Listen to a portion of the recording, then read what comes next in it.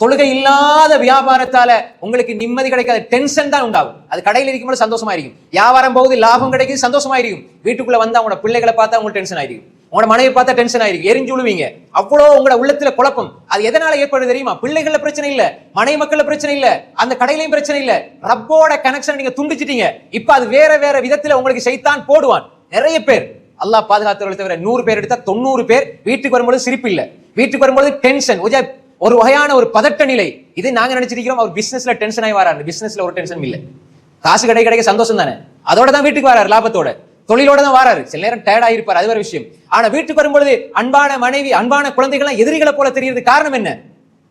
அவன் சண்டை பிடிப்பான், இவன் சண்டை பிடிப்பான், 4 பேர் பிரச்சனை படுவாங்க. எல்லாத்தையும் ஹேண்டில் பண்ணி சமாளிச்சவருக்கு தன்னை மனைவியோட உட்கார்ந்து 5 நிமிஷம் பேசுறதுக்கு டைம் இல்ல, பிள்ளைகளை பார்த்து கொஞ்சதுக்கு ஒரு 5 நிமிஷம் டைம் இல்ல, பிள்ளைகளுக்கு ஒரு அலிஃபா சொல்லி கொடுக்க, குர்ஆனை சொல்லி கொடுக்க டைம் இல்ல, எரிஞ்சு விடுவார். நாளைக்கு நேரத்தோட போகணும், நேரத்தோட தூங்கணும், மேல் டயர்டா இருக்குது. அன்புக்குரிய சகோதரர்களே, அந்த 12 மணித்தியாலும் 10 மணித்தியாலும் டயர்ட் வழங்காத மனுஷனுக்கு வீட்டுக்குள்ள வந்த பொழுது எந்த வீட்டுக்குள்ள அல்லாஹ் அமைதியை வச்சிருக்கிறேன் அல்லாஹ் சொல்றானோ, எந்த மனைவியில குடும்பத்துல அல்லாஹ் அமைதி வச்சிருக்கிறேன் அல்லாஹ் சொல்லணும், அதுல அமைதி எடுக்க தெரியல. ஏன்?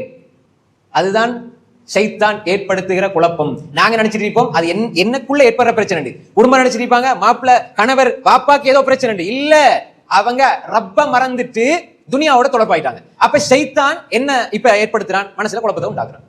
அவன் நிம்மதியாய் கூட மாட்டான்.